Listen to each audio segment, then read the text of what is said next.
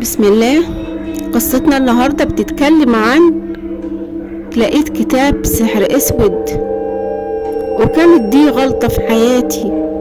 عمري ما كنت اؤمن بالسحر ولا كنت اتصور ان مجرد كتاب ممكن يغير حياتي للابد، لكن اللي حصل معايا خلاني اشوف بعيني واسمع بوداني حاجات عمري ما كنت اتوقعها. يلا نبدأ. السلام عليكم ورحمة الله وبركاته. أنا بحب القراءة وخصوصا في الحاجات الغامضة والمرعبة. وفي يوم وأنا ماشية في سوق قديم وسط الكتب المستعملة لفت نظري كتاب غريب جدا، كان لونه اسود كاتم مغطي بجلد خشن، شكله متاكل وحروفه محفورة بلون ذهبي باهت. قربت منه ولمسته وحسيت برعشة غريبة في ايدي، زي ما يكون الكتاب. حتى البائع العجوز اللي كان واقف هناك بصلي بنظرة مخيفة وقال لي بصوت واطي: الكتاب ده مش للبيع، ابعدي عنه ابعدي. بس فضولي كان اقوى من اي تحذير.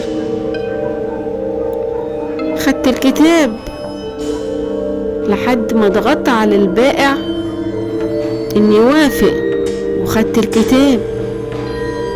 باعهولي بسعر رخيص جدا، كأنه كان عايز يتخلص منه.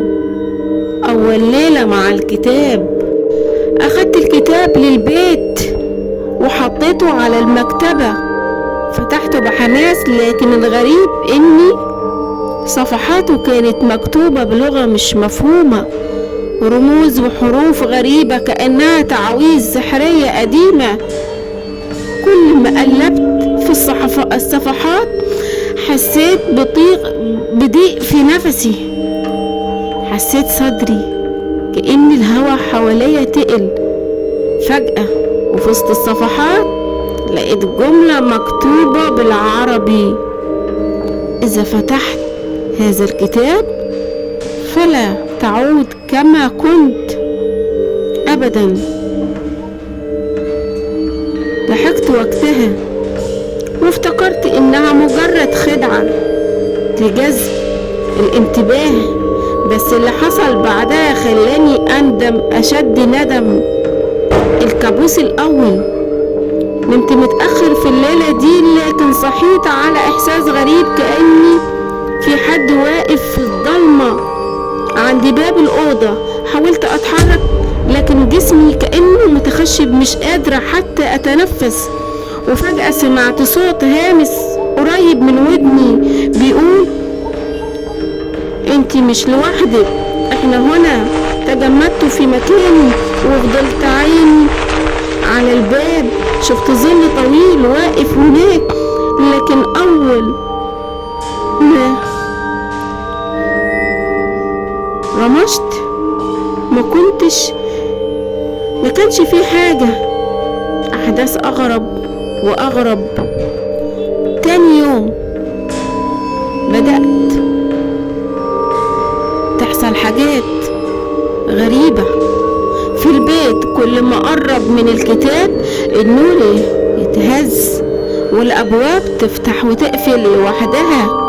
صحيت اكتر من مرة على صوت ورق بيتقلب، ولما بصيت لقيت الكتاب مفتوح على صفحة جديدة، والرموز اللي فيها مكتوبة باللون الأحمر كأنها محفورة بدم.